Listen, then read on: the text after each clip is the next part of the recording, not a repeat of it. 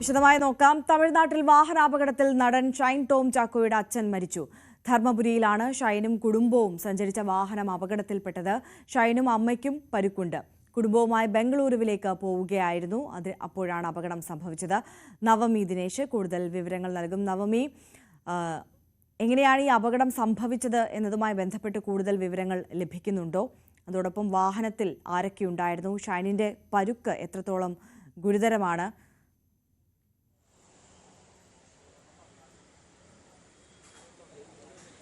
ആര്യ, ധർമ്മപുരി കൊമ്പനഹള്ളിയിൽ വെച്ച് ലോറിക്ക് പുറകിൽ ഈ കാറിന് പുറകിൽ കാർ ഇടിക്കുകയായിരുന്നു എന്നാണ് നമുക്ക് ഏറ്റവും ഒടുവിലായി ലഭിക്കുന്ന വിവരം. ഈ കാറിന്റെ പുറകിൽ ലോറി ഇടിച്ചാണ് അപകടമുണ്ടായതെന്നാണ് ഇപ്പോൾ വ്യക്തമാകുന്നത്. അങ്ങനെയാണ് ഈ അപകടം സംഭവിച്ചിരിക്കുന്നത്.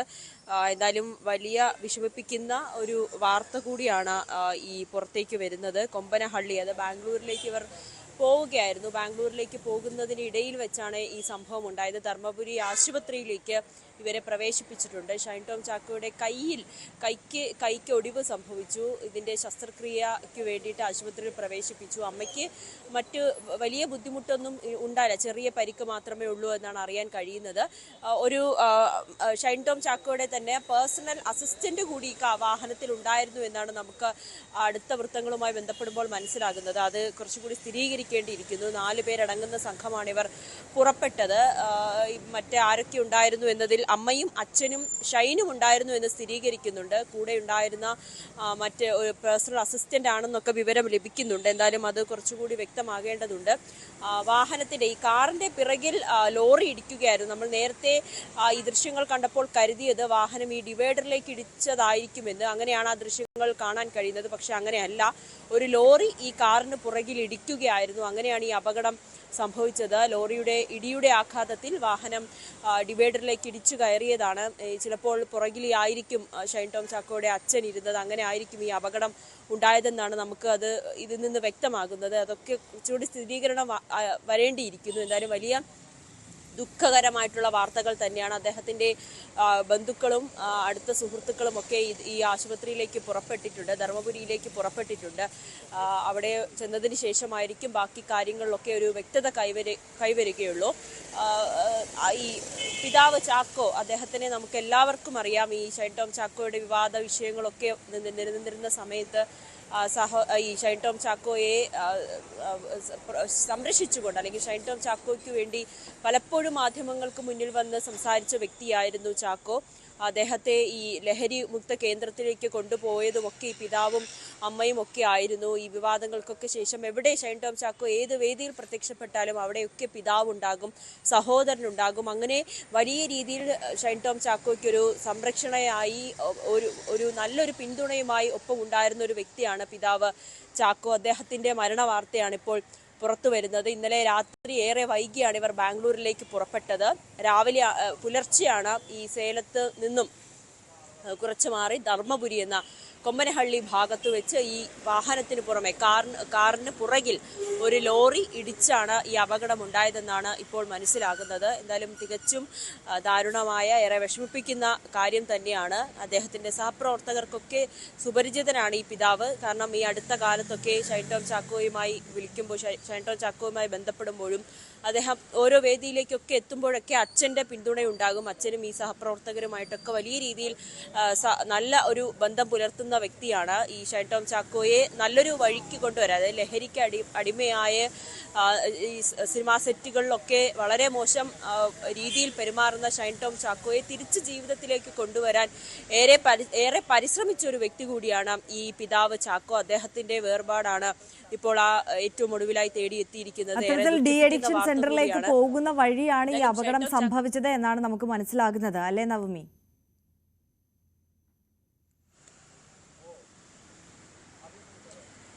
അതെ അതെ ആര്യ, കഴിഞ്ഞ തവണ ഷൈൻ ടോം ചാക്കോ ഈ ഒരു ലഹരി ഹോട്ടലിൽ നിന്നും ലഹരി പിടികൂടാനെത്തിയ ഡാൻസ് ഓഫ് സംഘത്തെ കണ്ട് ഇറങ്ങി ഓടിയതൊക്കെ ഈ അടുത്ത സമയത്തായിരുന്നു. അതിനുശേഷം ചോദ്യം ചെയ്യാൻ വിളിപ്പിക്കുന്ന ഒരു സാഹചര്യം ഉണ്ടായിരുന്നു ഈ ഷൈൻ ടോം ചാക്കോയെ. ആ സമയത്താണ് പോലീസിന്റെ നിർദ്ദേശപ്രകാരം ഡി അഡിക്ഷൻ സെന്ററിലേക്ക് കൊണ്ടുപോകണമെന്നൊരു കാര്യം ഷൈൻ ടോം ചാക്കോയുടെ കുടുംബത്തിനോട് പോലീസ് ആവശ്യപ്പെടുകയും ഒക്കെ ചെയ്തത്. അതിനെ തുടർന്നാണ് ഈ വിൻസിയുടെ പരാതി വരുമ്പോഴൊക്കെ പിതാവ് ഈ ചർച്ച നടക്കുന്ന പ്രൊഡ്യൂസേഴ്സ് അസോസിയേഷന്റെ ഓഫീസിലൊക്കെ എത്തി അവരോട് പറഞ്ഞതാണ്. ബാംഗ്ലൂരിലാണ് ഇപ്പോൾ ഡി അഡിക്ഷൻ സെന്ററിലാണ് ഇപ്പോൾ ചികിത്സ നടന്നുകൊണ്ടിരിക്കുന്നത്. ഓരോ ഘട്ടങ്ങളിലായി ഷൈൻ ടോം ചാക്കോയെ അങ്ങോട്ടേക്ക് കൊണ്ടുപോകുന്നുണ്ടെന്നൊക്കെ അച്ഛനാണ് മാധ്യമങ്ങൾക്ക് മുന്നിൽ വന്ന് പറയുകയും ഓരോ വേദികളിലുമൊക്കെ ഇക്കാര്യം അവതരിപ്പിക്കുകയും ഒക്കെ ചെയ്തത്. അങ്ങനെ ആ ഒരു ലഹരി മുക്ത കേന്ദ്രത്തിലേക്ക് കഴിഞ്ഞ കുറച്ച് നാളുകളായി ഷൈൻ ടോം ചാക്കോ പോകുന്നുണ്ടായിരുന്നു. അതിന്റെ ഒരു ഭാഗമായി തന്നെ ഇന്നും അവിടേക്ക് ചെല്ലേണ്ട ആവശ്യമുണ്ട്. അങ്ങനെ തൃശ്ശൂരിലെ വീട്ടിൽ നിന്നും രാത്രി ഏറെ വൈകിയാണ് ബാംഗ്ലൂരിലേക്ക് പുറപ്പെട്ടത്. അങ്ങനെ പുലർച്ചെ പോകുന്നതിന് ഇടയിലാണ് ഈ വാഹന അപകടം ഉണ്ടായത്. ഡി അഡിക്ഷൻ സെന്ററിലേക്ക് പോകുന്നതിനിടയിലാണ് ഈ വാഹന അപകടം ഉണ്ടാകുകയും അച്ഛൻ്റെ ജീവൻ നഷ്ടപ്പെടുകയും ചെയ്തത്. എന്തായാലും കുറച്ചുകൂടി വിവരങ്ങൾ നമുക്ക് വരും മിനിറ്റുകളിൽ അറിയാൻ സാധിക്കും. ആര്യ, കൂടെ ഉണ്ടായിരുന്ന ഒരു പേഴ്സണൽ അസിസ്റ്റന്റ് കൂടി ഒപ്പം ഉണ്ടായിരുന്നു, ഷൈൻ ടോം ചാക്കോയുടെ വാഹനത്തിൽ ഉണ്ടായിരുന്നു എന്നാണ് വിവരം ലഭിക്കുന്നത്. പാച്ചു എന്നൊരു വ്യക്തിയാണെന്നാണ് ഇപ്പോൾ അറിയാൻ കഴിയുന്നത്. അതിലൊക്കെ കുറച്ചുകൂടി വ്യക്തത കൈവരേണ്ടതുണ്ട്. എന്തായാലും സംഭവ സ്ഥലത്ത് പോലീസ് ഉദ്യോഗസ്ഥരെത്തി അതിന്റെ പരിശോധന നടക്കുകയാണ്. ഈ കാറിന് പുറകിൽ ലോറി, അമിത വേഗതയിലെത്തിയ ലോറി ഇടിച്ചു കയറിയതാണ് അപകടമുണ്ടാകാൻ കാരണം. ഈ കാറ് ഡിവൈഡറിലേക്ക് ഇടിച്ചു കയറിയ നിലയിലാണ് ഇപ്പോൾ നമ്മൾ ദൃശ്യങ്ങളിലൊക്കെ കാണാൻ സാധിക്കുന്നത്.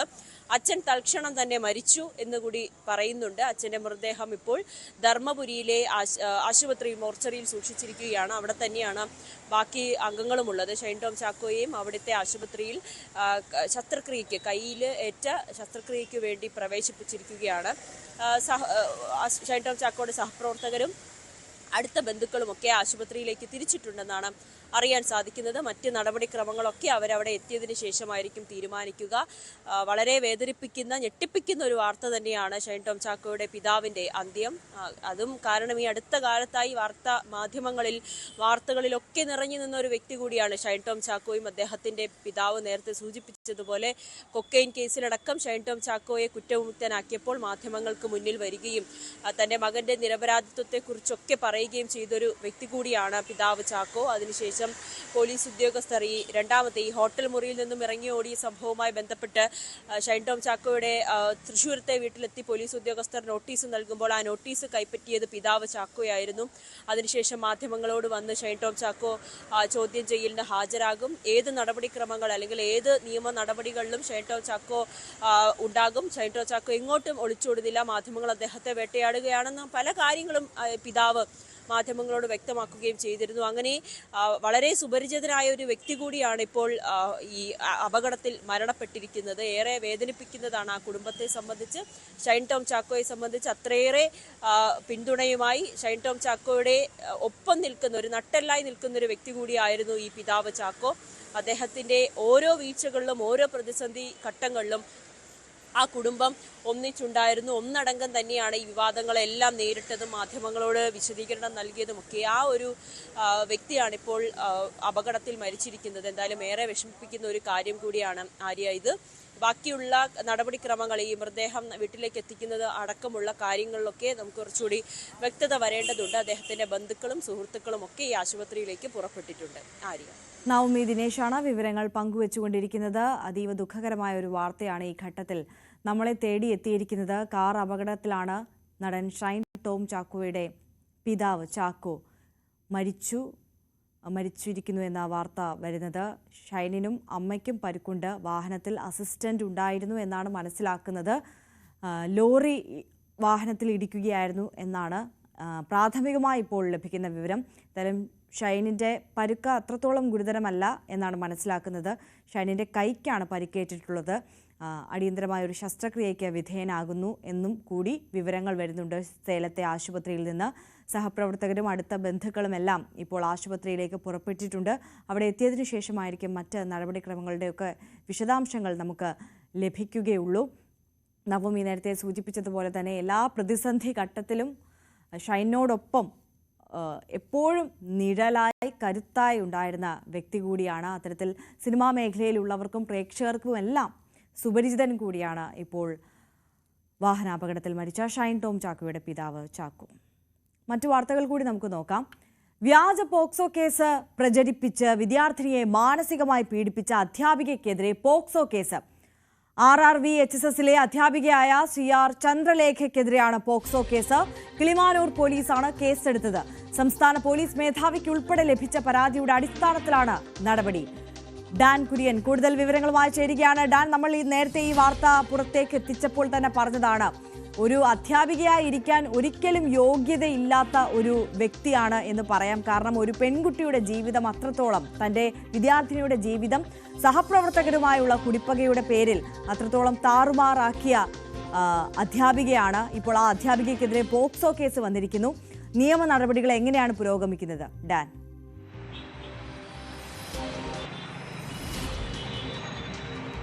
ഹരിയ, നിലവിൽ ലഭിച്ച പരാതികളുടെ അടിസ്ഥാനത്തിൽ സംസ്ഥാന പോലീസ് മേധാവിക്കും അതോടൊപ്പം തന്നെ വിദ്യാഭ്യാസ വകുപ്പിനും ഉൾപ്പെടെ ഇതുമായി ബന്ധപ്പെട്ട പരാതി നൽകിയിരുന്നു. ചൈൽഡ് വെൽഫെയർ കമ്മിറ്റിക്ക് പരാതി നൽകിയിരുന്നു.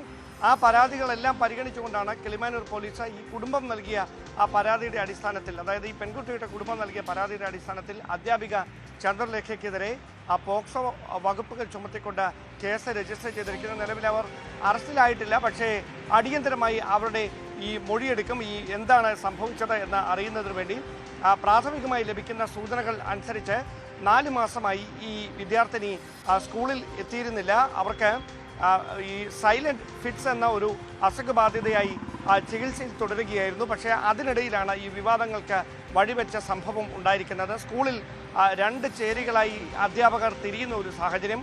അതിൽ ഒരു ചേരിയിൽപ്പെട്ട അധ്യാപകനെതിരെ ഈ പെൺകുട്ടിയെ ചേർത്ത് ലൈംഗിക അധിക്ഷേപ പരാമർശങ്ങൾ ചന്ദ്രലേഖ നടത്തുകയായിരുന്നു എന്നാണ് ലഭിക്കുന്ന സൂചനകൾ. ഇതുമായി ബന്ധപ്പെട്ട് സ്കൂളിൻ്റെ വാട്സാപ്പ് ഗ്രൂപ്പുകളിലടക്കം അപമാനിക്കുന്ന തരത്തിൽ ഈ പെൺകുട്ടിയെയും അധ്യാപകനെയും ചേർത്ത് പല പരാമർശങ്ങൾ അധ്യാപകരുടെ ഭാഗത്തു നിന്ന് ഉണ്ടായിട്ടുണ്ട് എന്നാണ് പരാതി. അങ്ങനെ ഈ പെൺകുട്ടി സ്കൂളിലെത്താത്തതിൻ്റെ കാരണക്കാരൻ ഈ പുരുഷ അധ്യാപകനാണ് എന്ന് ചൂണ്ടിക്കാണിച്ചുകൊണ്ട് ചൈൽഡ് വെൽഫെയർ കമ്മിറ്റിക്ക് ഈ ചന്ദ്രലേഖ തന്നെയാണ് ആദ്യം പരാതി നൽകുന്നത്. അതിനുശേഷം പോലീസിന് പരാതി നൽകി. അങ്ങനെ അന്വേഷണം അവർ വിശദമായി നടത്തിയപ്പോഴാണ് ഇത് വ്യാജമായി ലഭിച്ച പരാതിയാണ്, അതിൽ അടിസ്ഥാനമില്ല എന്ന് കണ്ടെത്തുന്നത്. തുടർന്നാണ് ഇതിന് പിന്നിൽ ഒരു ഗൂഢാലോചനയുണ്ട്, വ്യക്തിവൈരാഗ്യമാണ് ഇങ്ങനെ ഒരു ആരോപണത്തിന് പിന്നിലെന്ന കാര്യമൊക്കെ പോലീസ് തിരിച്ചറിയുന്നത്. ഈ 4 മാസത്തെ ഇടവേളയ്ക്ക് ശേഷം പെൺകുട്ടി സ്കൂളിലേക്ക് എത്തുമ്പോഴാണ് സ്കൂളിൽ വിദ്യാർത്ഥികൾക്കിടയിലും അധ്യാപകർക്കിടയിലും മുഴുവൻ ഇതൊരു സംസാര വിഷയമായിരിക്കുന്നു എന്ന കാര്യം പെൺകുട്ടി തിരിച്ചറിയുന്നത്. അങ്ങനെ അപമാനഭാരം പേറി ഇനി അവിടെ പഠിക്കാനില്ല ഒരു നിലപാടെടുത്ത് പെൺകുട്ടി പഠനം തന്നെ ഉപേക്ഷിക്കുന്ന ഒരു സാഹചര്യത്തിലേക്ക് കാര്യങ്ങൾ എത്തുകയാണ്. വളരെ സാധാരണ ഒരു ജീവിത പശ്ചാത്തലമുള്ള കുടുംബത്തിൽ നിന്ന് വരുന്ന പെൺകുട്ടിയായിരുന്നത്. അവളുടെ സഹോദരനും ഒരു അപകടത്തിന് ശേഷം വീട്ടിൽ വിശ്രമത്തിൽ തുടരുകയാണ്. അങ്ങനെ ദൈന്യം നിറഞ്ഞ ജീവിത സാഹചര്യങ്ങളുള്ള വീട്ടിൽ നിന്നുള്ളൊരു പെൺകുട്ടിക്കാണ് ഇങ്ങനെയൊരു അനുഭവം, നരകതുല്യമായ ഒരു അനുഭവം ഉണ്ടായിരിക്കുന്നത്. അതിന് കാരണക്കാരിയായ അധ്യാപികയ്ക്കെതിരെ അടിയന്തരമായ നടപടി ഉറപ്പാക്കണമെന്ന് ആവശ്യപ്പെട്ടുകൊണ്ട് വിദ്യാർത്ഥി സംഘടനകളടക്കം സംസ്ഥാന പോലീസ് മേധാവിക്ക് പരാതി നൽകുന്ന സാഹചര്യം ഉണ്ടായിരുന്നു. അതിനിടയിലാണ് കിളിമാനൂർ പോലീസ് ഈ അധ്യാപികയ്ക്കെതിരെ പോക്സോ വകുപ്പുകൾ ചുമത്തിക്കൊണ്ട് കേസ് രജിസ്റ്റർ ചെയ്ത് പ്രാഥമികമായ അന്വേഷണത്തിന് തുടക്കമിട്ടിരിക്കുന്നത്. വൈകാതെ ഇവരെ മൊഴിയെടുക്കുന്നത് ഉൾപ്പെടെയുള്ള തുടർ നടപടികളിലേക്ക് കിളിമാനൂർ പോലീസ് കടക്കുമെന്നാണ് CI ഉൾപ്പെടെയുള്ള ഉദ്യോഗസ്ഥർ അറിയിച്ചിരിക്കുന്നത്. ഡാൻ, പ്രാഥമികമായി നമുക്ക് ലഭ്യമാകുന്ന വിവരം അനുസരിച്ച് ഈ അധ്യാപകർ തമ്മിൽ ഒരു കുടിപ്പക ഉണ്ടായിരുന്നു. ആ പ്രശ്നത്തിന് പേരിൽ ഈ പെൺകുട്ടിയെ, അവരുടെ വിദ്യാർത്ഥിനിയെ, ആ സ്കൂളിലെ ഒരു വിദ്യാർത്ഥിനിയെ ബലിയാടാക്കുകയായിരുന്നു എന്നുള്ളതാണ്. ഈ ചേരി തിരിഞ്ഞ് ഇത്തരത്തിൽ വലിയൊരു പ്രശ്നമൊക്കെ ഉണ്ടാകാനുള്ള ഒരു സാഹചര്യത്തിലേക്ക് കാര്യങ്ങൾ നീങ്ങിയത് എങ്ങനെയാണ്? ഈ അധ്യാപകർ ഇതുമായി ബന്ധപ്പെട്ട് മറ്റുള്ള അധ്യാപകരൊക്കെ എന്താണ് പറയുന്നത് ഡാൻ?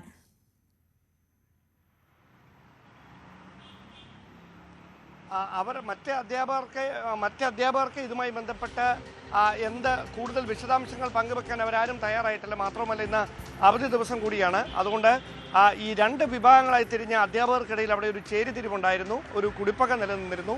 ആ തർക്കങ്ങളാണ് ഇങ്ങനെയൊരു പ്രശ്നത്തിലേക്ക് വഴിവെച്ചത്. ഈ അധ്യാപകൻ ഒരു ചേരിയിലും ഇപ്പോൾ ഈ കേസിൽ പോക്സോ കേസ് രജിസ്റ്റർ ചെയ്യപ്പെട്ടിരിക്കുന്ന ചന്ദ്രലേഖ മറുചേരിയിലുമായിരുന്നു. അങ്ങനെ ഈ അധ്യാപകനെ അപമാനിക്കുന്നതിന് വേണ്ടി ബോധപൂർവമായി നടത്തിയ നീക്കത്തിൻ്റെ ഭാഗമായിട്ടാണ് ഇങ്ങനെ വാട്സാപ്പിലൂടെ സ്കൂൾ വാട്സാപ്പ് ഗ്രൂപ്പുകളിലടക്കം ഈ ലീവായിരുന്ന ഈ വിദ്യാർത്ഥിനിയെയും ഈ അധ്യാപകനെയും ചേർത്ത് ഇങ്ങനെ ഈ തെറ്റായ കാര്യങ്ങൾ പ്രചരിപ്പിച്ചത്, അല്ലെങ്കിൽ അപമാനിക്കുക എന്ന ഉദ്ദേശത്തോടെ വ്യക്തിഹത്യ നടത്തുന്ന തരത്തിലുള്ള പരാമർശങ്ങൾ ഇവരുടെ ഭാഗത്തുനിന്നുണ്ടായത് എന്നാണ് മനസ്സിലാക്കേണ്ടത്. അതായത് പേരെടുത്ത് പറഞ്ഞുകൊണ്ട് ഈ വാട്സാപ്പ് ഗ്രൂപ്പിലടക്കം ഈ വിദ്യാർത്ഥിനിയുടെ പേര് പരാമർശിച്ചുകൊണ്ട് അധിക്ഷേപ പരാമർശങ്ങൾ നടത്തി എന്നുള്ളതാണ് പരാതി. അത് മുഖവിലേക്ക് എടുക്കേണ്ടതാണ് എന്ന് വ്യക്തമാക്കുന്ന തെളിവുകളടക്കം കണ്ടെത്തിയതിൻ്റെ പശ്ചാത്തലത്തിലാണ് പോലീസ് ഈ വിഷയത്തെ ഗൗരവമായി കണ്ടുകൊണ്ട് പോക്സോ വകുപ്പുകൾ ചുമത്തി ഈ അധ്യാപികയ്ക്കെതിരെ കേസ് രജിസ്റ്റർ ചെയ്തിരിക്കുന്നതെന്നാണ് ലഭിക്കുന്ന വിവരങ്ങൾ. എന്തായാലും അന്വേഷണത്തിൻ്റെ ഭാഗമായി അടുത്ത ആഴ്ചയിൽ തന്നെ മറ്റ് അധ്യാപകരിൽ നിന്നും പ്രധാന അധ്യാപകരിൽ നിന്നും ഉൾപ്പെടെ വിശദമായ മൊഴി രേഖപ്പെടുത്തും. അതിനുശേഷം ഏത് തരത്തിലുള്ള വകുപ്പ് തല നടപടി ഈ അധ്യാപികയ്ക്കെതിരെ ഉണ്ടാകുമെന്ന് അറിയേണ്ടതുണ്ട്. മറുവശത്ത് നിയമപരമായി അവരെ അറസ്റ്റ് ചെയ്തുകൊണ്ടുള്ള തുടർ നീക്കങ്ങളിലേക്ക് എപ്പോൾ പോലീസ് കടക്കുമെന്നതിലാണ് ഇനി വ്യക്തത കൈവരാനുള്ളത്.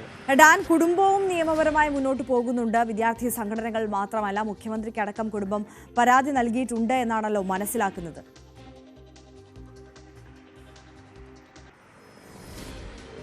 തീർച്ചയായിട്ടും അങ്ങനെ പരാതി നൽകിയിട്ടുണ്ട്.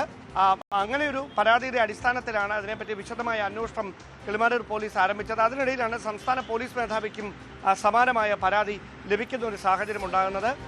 ഈ തങ്ങളുടെ കുടുംബത്തെ അല്ലെങ്കിൽ മകളെ ഇങ്ങനെ അപമാനിക്കാൻ ശ്രമിച്ച അധ്യാപികയെ സ്കൂളിൽ തുടരാൻ അനുവദിക്കരുത് എന്നൊരു നിലപാടാണ് കുടുംബത്തിന്. അതിൽ കൃത്യമായ നടപടി ഉറപ്പുവരുത്തണമെന്നാണ് അവർ ബന്ധപ്പെട്ട ഉദ്യോഗസ്ഥരോടക്കം രേഖാമൂലം അറിയിച്ചിരിക്കുന്നത്. അതിൽ കൃത്യമായൊരു നടപടി വൈകാതെ ഉണ്ടാകുമെന്നൊരു പ്രതീക്ഷയിലാണ് ഇപ്പോൾ ഈ കുടുംബം ഉള്ളത്. തീർച്ചയായും ഡാൻ കുര്യനാണ് വിവരങ്ങൾ നൽകിക്കൊണ്ടിരിക്കുന്നത്. വ്യാജ പോക്സോ കേസ് പ്രചരിപ്പിച്ച് വിദ്യാർത്ഥിനിയെ മാനസികമായി പീഡിപ്പിച്ച അധ്യാപികയ്ക്കെതിരെ ഇപ്പോൾ പോക്സോ കേസ് എടുത്തിരിക്കുകയാണ് കിളിമാനൂർ പോലീസ്.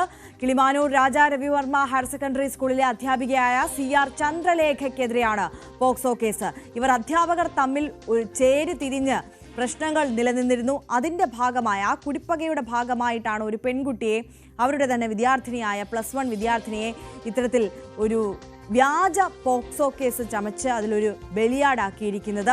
ഈ പെൺകുട്ടിയെ ഇവരുടെ എതിർചേരിയിലുള്ള അധ്യാപകൻ ലൈംഗികമായി ഉപദ്രവിച്ചു എന്നതായിരുന്നു ഈ ടീച്ചറുടെ നേതൃത്വത്തിലുള്ള സംഘം എന്നാണ് നമ്മൾ മനസ്സിലാക്കുന്നത്. അവർ സ്കൂളിലടക്കം പ്രചരിപ്പിച്ച വാർത്ത. ഇതിൽ മനം നൊന്ത് ആ വിദ്യാർത്ഥിനിക്ക് ഒടുവിൽ പഠനം പോലും ഉപേക്ഷിക്കേണ്ട സാഹചര്യത്തിലേക്ക് കാര്യങ്ങൾ നീങ്ങി എന്നുള്ളതാണ്. എന്തായാലും മുഖ്യമന്ത്രിക്ക് അടക്കം കുടുംബം പരാതി നൽകിയിട്ടുണ്ട്. വിശദമായ അന്വേഷണം നടക്കുകയാണ്. പ്രാഥമികമായി ഇപ്പോൾ ഈ ടീച്ചർക്കെതിരെ, ചന്ദ്രലേഖ ടീച്ചർക്കെതിരെ പോക്സോ കേസ് ചുമത്തിയിട്ടുണ്ട്. മടങ്ങിയെത്താം ഇടവേളയ്ക്ക് ശേഷം.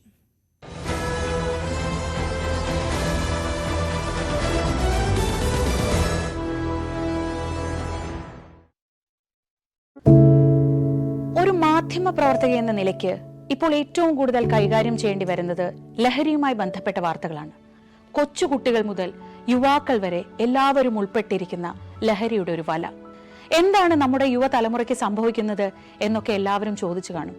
പക്ഷേ അവരുടെ പ്രശ്നങ്ങളെ, അത് കുട്ടികൾ മുതൽ യുവാക്കൾ വരെ, അവരുടെ പ്രശ്നങ്ങളെ കേൾക്കുന്നതിന്, മനസ്സിലാക്കുന്നതിന്, ഒരു പരിഹാരം പറയുന്നതിന് മുതിർന്നവരായ നമുക്ക് എത്രമാത്രം കഴിയുന്നുണ്ട്? അവരിൽ ഉണ്ടാകുന്ന ചെറിയ മാറ്റങ്ങൾ നമ്മൾ തിരിച്ചറിയാറുണ്ടോ? അവരുടെ ചുറ്റുമുള്ളത് ഒരു മായാലോകമാണ്. സോഷ്യൽ മീഡിയയുടെ, വീഡിയോ ഗെയിമുകളുടെ, സിനിമയുടെ, വാർത്തയുടെ വലിയ വിവരശേഖരത്തിന്റെ ലോകം. ആ ലോകത്തിനകത്ത് കുരുങ്ങിപ്പോകുന്ന കുട്ടികളെ തിരിച്ച് യഥാർത്ഥ ജീവിതത്തിലേക്ക്, മണ്ണിന്റെ മണമുള്ള ജീവിതത്തിലേക്ക് തിരിച്ചു കൊണ്ടുവരാൻ നമുക്കും കഴിയേണ്ടതല്ലേ? അവരെ കേൾക്കാൻ, അവരിൽ ഉണ്ടാകുന്ന മാറ്റങ്ങൾ തിരിച്ചറിയാൻ, അവരുടെ പ്രശ്നങ്ങൾക്ക് പരിഹാരം കാണാൻ നമുക്ക് മാത്രമേ കഴിയൂ. ചേർത്ത് പിടിക്കാം നമ്മുടെ കുട്ടികളെ. ലഹരിയുടെ വലയിൽ കുരുങ്ങാതെ അവരെ കാത്തു രക്ഷിക്കാം.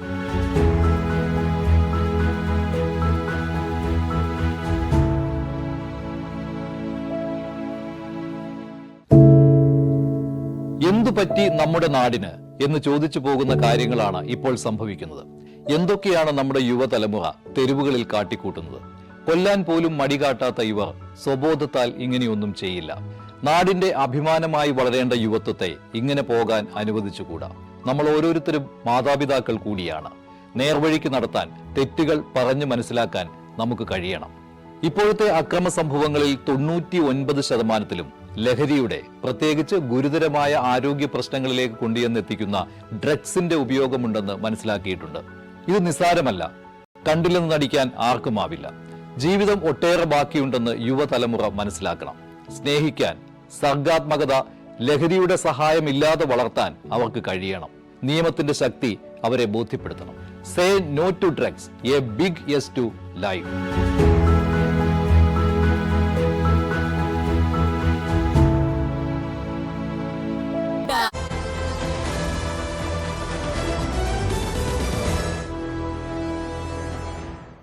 വാർത്തകളിലേക്ക്. മുങ്ങിയ കപ്പലിൽ നിന്നും കടലിൽ പരന്ന പ്ലാസ്റ്റിക് മാലിന്യം അടക്കം കേരളത്തിന് തെക്കൻ തീരത്ത് വലിയ മാലിന്യ പ്രശ്നമാകുന്നു. ഇത് നീക്കാൻ വലിയ സാമ്പത്തിക ചെലവുണ്ട്. കേരളത്തിന് കപ്പൽ കമ്പനിയിൽ നിന്നും നഷ്ടപരിഹാരം കിട്ടേണ്ടതല്ലേ? കടലിൽ മാലിന്യം കലർന്നാൽ അത് നീക്കേണ്ട ഉത്തരവാദിത്തം കപ്പൽ കമ്പനിക്കുമുണ്ട്. ഇതിനായി പ്രത്യേക ഇൻഷുറൻസുമുണ്ട്. കപ്പൽ മുങ്ങിയതിനെ സംസ്ഥാന ദുരന്തമായി പ്രഖ്യാപിക്കണമെന്ന കേരളത്തിന്റെ ആവശ്യവും നഷ്ടപരിഹാരം മുന്നിൽ കണ്ടാണ്. ഞാനിപ്പോൾ നിൽക്കുന്നത് തിരുവനന്തപുരത്തെ ഏറ്റവും മനോഹരമായ ഒരു തീരപ്രദേശങ്ങളിൽ ഒന്നിലാണ്. അതായത് ചെറിയതുറ എന്ന സ്ഥലത്ത്. ഇവിടെ ഈ കൽക്കട്ടകൾക്ക് മുകളിൽ സമയം ചെലവഴിക്കുന്നതിന് വേണ്ടി നിരവധി ആളുകളാണ് ഓരോ ദിവസവും എത്തുന്നത്. പക്ഷേ എനിക്ക് തൊട്ടരികിൽ ഉള്ള കാഴ്ചകൾ അത്ര സുന്ദരമല്ല, ശോഭനമായ കാഴ്ചകളല്ല. അതാ ഇവിടെ നിന്ന് ഈ പ്രദേശം മുഴുവൻ ഈ പ്ലാസ്റ്റിക്കിൻ്റെ തരികൾ വന്ന് നഡിൽസ് വന്ന് പൂർണ്ണമായി കല്ലുകൾക്കിടയിലും അതോടൊപ്പം തന്നെ തീരത്തോട് അല്പം ഉയർന്ന പ്രദേശങ്ങളിലേക്ക് തിര തല്ലി അടിച്ച് കയറി കിടക്കുന്ന കാഴ്ചയാണ്. അതായത് മാർബിൾ ഫലകങ്ങൾ ഇട്ടിരിക്കുകയാണെന്ന് തോന്നും. അങ്ങനെ ഈ മണൽ കാണാൻ കഴിയാത്ത തരത്തിൽ ഈ പ്ലാസ്റ്റിക് തരികൾ കൊണ്ട് നിറഞ്ഞിരിക്കുകയാണ് ഈ പ്രദേശം. ഇവിടെ നിന്ന് ഈ തീരത്തിൻ്റെ മറുകര വരെ സമാനമായ തരത്തിൽ ഒരു വശം മുഴുവൻ കല്ലുകൾക്കിടയിലും അതിന് മുകൾ ഭാഗത്തുമായി ഇങ്ങനെ ഈ നഡിൽസ് കയറി കിടക്കുകയാണ്. ഇതിലെ ഏറ്റവും പ്രായോഗികമായ ഒരു പ്രശ്നം, ഇതിവിടെ നിന്ന് പൂർണ്ണമായി ഈ ഒരു മനുഷ്യന് കൈകൊണ്ട് എടുത്ത് പിറക്കി മാറ്റാൻ കഴിയുന്ന തരത്തിലല്ല അതിൻ്റെ അളവ്. കാരണം കണ്ടെയ്നർ കണക്കിന് ഈ പ്ലാസ്റ്റിക് തരികളാണ് ഇവിടെ നിന്ന് ഈ കപ്പൽ കൊണ്ടുപോയത്. അതുകൊണ്ട് തന്നെ കേവലം ചില ആളുകൾ നിന്ന് മെനക്കെട്ട് തൂമ്പ കൊണ്ട് കോരി മാറ്റാൻ ശ്രമിച്ചാലൊന്നും അത്ര പെട്ടെന്നത് പ്രായോഗികമായി നടക്കാൻ കഴിയില്ല. സമാനമായ തരത്തിലുള്ള കാഴ്ച കഴിഞ്ഞ ദിവസം അഞ്ചുതെങ്കിലും അതോടൊപ്പം തന്നെ തുമ്പയിലുമൊക്കെ പെരുമാതുറയിലുമൊക്കെ നമ്മൾ കണ്ടതാണ്. വലിയ ഊർജിതമായിട്ടായിരുന്നു പോലീസും ദുരന്ത നിവാരണ സേനയും അഗ്നിരക്ഷാ സേനയും ഒക്കെ ചേർന്ന് ഈ പ്ലാസ്റ്റിക് തരികൾ തീരത്ത് നിന്ന് നീക്കം ചെയ്യുന്ന നടപടികൾ ആരംഭിച്ചത്.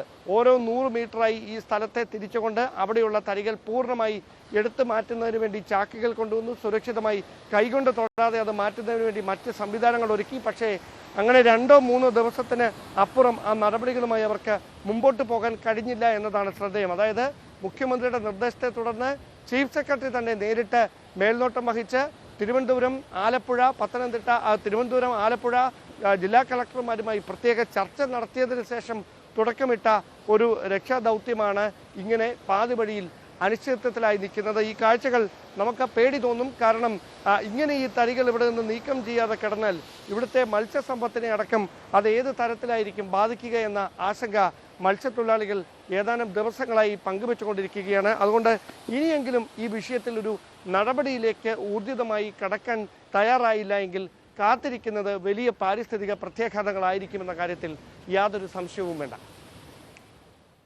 ഡാൻ കുര്യൻ തയ്യാറാക്കിയ റിപ്പോർട്ടാണ് കണ്ടത്. കേരള തീരത്ത് മുങ്ങിയ കപ്പലിൽ നിന്നുള്ള അവശിഷ്ടങ്ങൾ പാരിസ്ഥിതിക ആഘാതത്തിനൊപ്പം ടൂറിസം മേഖലയ്ക്കും വെല്ലുവിളി ഉയർത്തുകയാണ്. വിദേശ സഞ്ചാരികൾ ധാരാളമായി എത്തുന്ന തിരുവനന്തപുരം കോവളം ബീച്ചിൽ പ്ലാസ്റ്റിക് മാലിന്യം നിറഞ്ഞിരിക്കുകയാണ്. മറ്റ് സ്ഥലങ്ങളിൽ നിന്നും മാലിന്യം നീക്കുന്നുണ്ടെങ്കിലും കോവളം ബീച്ചിൽ ഇത്തരം പ്രവൃത്തികൾ ഒന്നും തന്നെ ആരംഭിച്ചിട്ടില്ല. കേരള തീരത്ത് മുങ്ങിയ കപ്പലിൽ നിന്നുള്ള പ്ലാസ്റ്റിക് അവശിഷ്ടങ്ങൾ തെക്കൻ തീരപ്രദേശങ്ങളിൽ സൃഷ്ടിക്കുന്ന പ്രശ്നങ്ങൾ വളരെ ഗുരുതരമാണ്. അവയിൽ ഏറ്റവും പ്രധാനപ്പെട്ട ഒന്നാണ് ഇവ ടൂറിസം മേഖലയിൽ ഉണ്ടാക്കുന്ന പ്രതിസന്ധി. വിദേശ സഞ്ചാരികൾ കൂടുതലായി എത്തുന്ന കോവളം ബീച്ചിലെ കാഴ്ചകൾ നമുക്ക് നോക്കാം. അന്താരാഷ്ട്ര ടൂറിസം മാപ്പിൽ കേരളത്തിന്റെ മുഖമുദ്രയായ കോവളം ബീച്ച് ഇപ്പോൾ കണ്ടെയ്നറിൽ നിന്നുള്ള പ്ലാസ്റ്റിക് ഗ്രാനുകൾ കൊണ്ട് നിറഞ്ഞിരിക്കുകയാണ്. മാലിന്യം മൂടിയതോടെ സഞ്ചാരികൾ ബീച്ചുകളിലേക്ക് എത്തുന്നില്ല. തിരുവനന്തപുരത്തെ മറ്റ് ബീച്ചുകളിൽ നിന്നും മാലിന്യ നീക്കം നടക്കുന്നുണ്ടെങ്കിലും കോവളം ബീച്ചിൽ ഇത്തരത്തിലുള്ള പ്രവർത്തികളൊന്നും തന്നെ ആരംഭിച്ചിട്ടില്ല. ജില്ലയിലെ പ്രധാന വിനോദസഞ്ചാര കേന്ദ്രമായ കോവളത്ത് അടിസ്ഥാന സൗകര്യങ്ങളുടെ അപര്യാപ്തത സഞ്ചാരികളെ കാലങ്ങളായി ബുദ്ധിമുട്ടിലാക്കുന്നുണ്ട്. അതിനൊപ്പമാണ് തീരത്തെ മാലിന്യ പ്രശ്നം. കംപ്ലീറ്റ് വേസ്റ്റാണ്. വേസ്റ്റ് മാലിന്യം കൊണ്ടുവന്ന് കൂട്ടിയിടുകയും ഇപ്പോൾ ഈ പ്ലാസ്റ്റിക് ഈ കപ്പലിൽ നിന്ന് വന്ന സാധനം മാറി മാറ്റാനോ അങ്ങനെ ഒരു കാര്യം ഒന്നും ചെയ്യുന്നില്ല. മൊത്തം ടൂറിസ്റ്റ് വന്നു കഴിഞ്ഞാൽ അവർക്ക് എൻജോയ് ചെയ്യാനായിട്ട് ഒരു ഇതുമില്ല. സർക്കാർ വകുപ്പുകളുടെ ഏകോപനത്തിലെ പാളിച്ചയാണ് പ്രധാനമായും മാലിന്യ നീക്കത്തിലെ പ്രതിസന്ധി. പ്രാദേശിക ടൂറിസം മേഖലയ്ക്കും കണ്ടെയ്നറിൽ നിന്നുള്ള അവശിഷ്ടങ്ങൾ പ്രതിസന്ധി ഉയർത്തുന്നുണ്ട്. നിലവിൽ കടൽ പ്രക്ഷുബ്ധമായതിനാൽ സഞ്ചാരികൾക്ക് ബീച്ചിലേക്ക് ഇറങ്ങുന്നതിന് വിലക്കുണ്ട്. സാരംഗ് സുധാകരൻ, ന്യൂസ് 18, തിരുവനന്തപുരം. തിരുവനന്തപുരം ശ്രീചിത്രയിൽ ശസ്ത്രക്രിയകൾ മുടങ്ങും. ഉപകരണങ്ങൾ വാങ്ങി നൽകാത്തതാണ് പ്രതിസന്ധിക്ക് കാരണം. ഇന്റർവെൻഷണൽ റേഡിയോളജി വിഭാഗത്തിലെ ശസ്ത്രക്രിയകളാണ് മുടങ്ങുക. തിങ്കളാഴ്ച മുതൽ നടത്താൻ നിശ്ചയിച്ചിരുന്ന ശസ്ത്രക്രിയകൾ മാറ്റിവെക്കും. സാരംഗ് കൂടുതൽ വിവരങ്ങളുമായി ചേരുകയാണ്. സാരംഗ്, അതീവ ഗൗരവതരമായ ഒരു സാഹചര്യം. ആരോഗ്യ മേഖലയിൽ നമ്പർ 1 എന്ന ഖ്യാതിയുള്ള സംസ്ഥാനത്ത് ഇത്തരത്തിൽ ഉപകരണങ്ങൾ കൃത്യമായി വാങ്ങി നൽകാത്തതിന്റെ പേരിൽ സാധാരണക്കാരായ ജനങ്ങൾ ആശ്രയിക്കുന്ന ആശുപത്രിയിൽ ശസ്ത്രക്രിയകൾ വരെ മാറ്റിവെക്കേണ്ട സാഹചര്യം വന്നിരിക്കുന്നു. എങ്ങനെ വിശദീകരിക്കുന്നു ആരോഗ്യവകുപ്പും ആശുപത്രി അധികൃതരുമൊക്കെ ഈ സാഹചര്യത്തെ?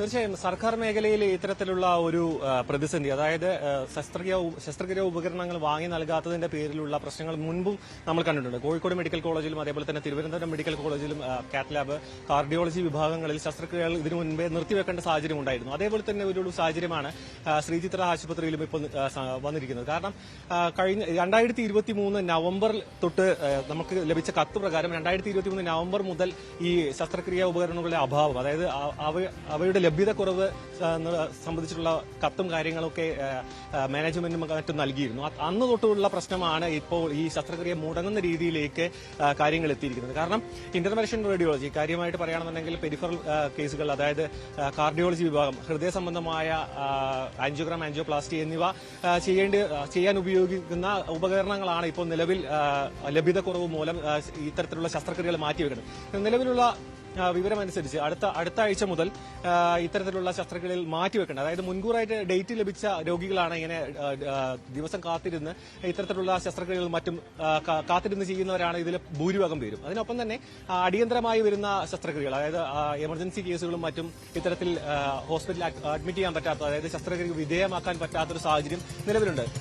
നിലവിൽ പറയുന്ന കാര്യങ്ങൾ അനുസരിച്ച് ഇത്തരത്തിലുള്ള ഉപകരണങ്ങളുമായിട്ട്, അതായത് ഇത്തരത്തിലുള്ള ഉപകരണങ്ങൾ സാധാരണ രീതിയിൽ കൺസൈൻമെന്റ് രീതിയിലാണ് വാങ്ങാറ്. അതായത് ഉപകരണങ്ങൾ വാങ്ങിയതിനു ശേഷം അവ ഉപയോഗിക്കുന്നതിന് തക്കതായുള്ള രീതിയിലുള്ള പണം കമ്പനികൾക്ക്, സ്വകാര്യ കമ്പനികൾക്ക് നൽകുക, അല്ലെങ്കിൽ ഇവ വാങ്ങിവെക്കുക.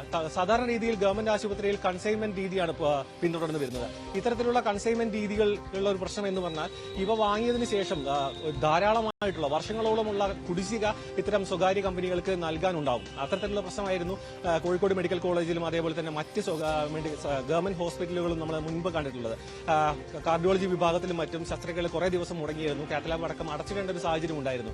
കാരണം 15 കോടിയോളം രൂപ കോഴിക്കോട് മെഡിക്കൽ കോളേജിൽ ഒരു സമയത്ത് കുടിശ്ശികയായി വന്നിരുന്നു. പിന്നീട് ആരോഗ്യവകുപ്പും മറ്റും ചർച്ചകൾ നടത്തിയതിനു ശേഷം സ്വകാര്യ കമ്പനികളുമായി, അതായത് സ്റ്റെന്റ് കമ്പനികൾ, അതേപോലെ തന്നെ ശസ്ത്രക്രിയക്ക് ഉപയോഗിക്കുന്ന മറ്റ് വസ്തുക്കൾ വിതരണം ചെയ്യുന്ന കമ്പനികളുമായി ചർച്ച നടത്തിയതിനു ശേഷമായിരുന്നു വീണ്ടും ഇത്തരത്തിലുള്ള പ്രൊസീജിയറുകൾ വീണ്ടും പുനരാരംഭിച്ചത്. അത്തരത്തിലുള്ള ഒരു സാഹചര്യമാണ് ഇവിടെ ശ്രീചിത്ര ഹോസ്പിറ്റലിൽ വന്നിരിക്കുന്നത്. കാരണം ഇത്തരത്തിലുള്ള വലിയ തുക കുടിശ്ശികയായി വരുമ്പോൾ ഇത്തരത്തിലുള്ള സ്വകാര്യ കമ്പനികൾക്ക് ഇത്തരം ഉപകരണങ്ങൾ, അതായത് അത്യാധുനികമായ ഉപകരണങ്ങളാണ് ഹൃദയ ശസ്ത്രക്രിയ. സാറങ്കാണ് വിവരങ്ങൾ നൽകിയത്. എന്തായാലും അതീവ ഗുരുതരമായ ഒരു സാഹചര്യം തന്നെയാണ്. നമുക്ക് ഈ വിശദാംശങ്ങളിലേക്ക് മടങ്ങിയെത്തണം. ഇപ്പോൾ നമ്മൾ വീണ്ടും ഷൈൻ ടോം ചാക്കോയുടെ പിതാവ് അപകടത്തിൽ മരിച്ച വാർത്തയുമായി ബന്ധപ്പെട്ട വിശദാംശങ്ങളിലേക്കാണ് കടക്കുന്നത്. കൂടുതൽ ദൃശ്യങ്ങൾ ന്യൂസ് 18 ഇതുമായി ബന്ധപ്പെട്ട് ലഭിച്ചിട്ടുണ്ട്. ധർമ്മപുരിയിലെ ആശുപത്രിയിൽ ഷൈനെ പ്രവേശിപ്പിച്ചിട്ടുണ്ട്. അതിന്റെ ദൃശ്യങ്ങളാണ് നമ്മൾ ഇപ്പോൾ സ്ക്രീനിൽ കണ്ടുകൊണ്ടിരിക്കുന്നത്. നവമി ദിനേശ് കൂടുതൽ വിവരങ്ങളുമായി ചേരുകയാണ്. നവമി, പുതുതായി നമുക്ക് ലഭ്യമാകുന്ന വിവരങ്ങൾ ഏത് തരത്തിലാണ്? ഹരിയാണ് ഇപ്പോൾ കാണുന്നത് ഷൈൻ ടോം ചാക്കോയെ ധർമ്മപുരി മെഡിക്കൽ കോളേജിൽ പ്രവേശിപ്പിച്ച ദൃശ്യങ്ങളാണ്. അവിടെ വിദഗ്ധ ചികിത്സയ്ക്ക് വേണ്ടി ഷൈൻ ടോം ചാക്കോയെ പ്രവേശിപ്പിച്ചിരിക്കുന്ന ദൃശ്യങ്ങളാണ് ഇപ്പോൾ ലഭിക്കുന്നത്. അദ്ദേഹത്തിന്റെ പിതാവ് ഈ തൽക്ഷണം തന്നെ അപകടം സംഭവിച്ച സമയത്ത് തന്നെ മരിക്കുന്ന ഒരു സാഹചര്യം ഉണ്ടായിരുന്നു.